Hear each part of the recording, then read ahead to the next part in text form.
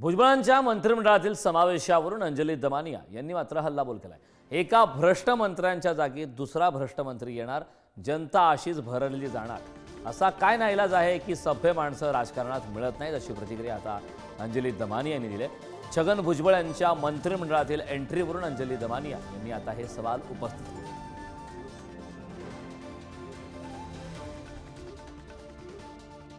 Comeback आणि तोही मंत्रिमंडळात झालाय आणि तो आत्ताच शपथविधी पार पडलाय। खऱ्या अर्थानं कसं काय बघताय या गोष्टीकडे की मंत्रिमंडळात त्यांची आता समावेश केला गेला, धनंजय मुंडेंचं बाहेर निघाल्यानंतर आता कुठे ना कुठे त्यांना तो समावेश दिला, काय सांगाल?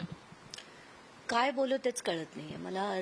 राग येतोय, खंत वाटतेय, किळस येते राजकारणाची की एका मंत्र्याविरुद्ध लढून त्याला जेमतेम आपण बाहेर काढतोय की नाही, तर हा दुसरा आणून आपल्या डोक्यावर थोपवला जातोय।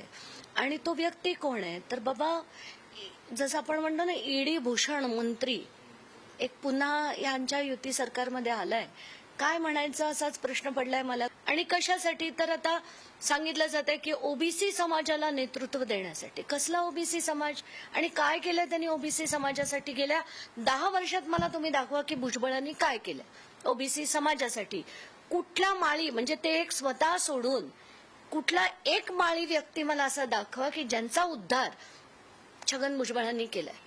म्हणजे आणि हे जेव्हा त्या समाजाला कळेल ना, तेव्हा खरी लोकशाही होईल। कुठे या सगळ्या गोष्टीकडे बघितलं गेलं, त्यांची नाराजी होती, ती नाराजी दूर करण्यात आली आहे, पण त्यासोबतच वेगळा पर्याय नव्हता असं तुम्हाला वाटतं काय सगळ्या गोष्टीकडे सरकारकडे बघताना? नाही, नाराजी त्यांच्याबरोबर होती आणि आता ती बदलण्यात आली। मला असं वाटतं कसली नाराजी होती त्यांची, म्हणजे त्यांना घेतलं नाही म्हणून। Who the hell is he, म्हणजे त्याच्याबद्दल नाराजी कसली वाटायला पाहिजे? तुम्ही जेलमध्ये जाऊन आलाय, तुमच्यावर 1-2 नाही 7-7 केसेस पेंडिंग आहेत, आणि असं असताना तुमच्यावर जी डिस्प्रपोर्शनेट ऍसेट्सची केस आहे, ते एवढं सगळं असताना त्यांना नाराजी वाटली आणि आता त्यांची नाराजी दूर झाली। मला सगळं ना खूप खूप खेळसवाणी वाटतंय सगळं।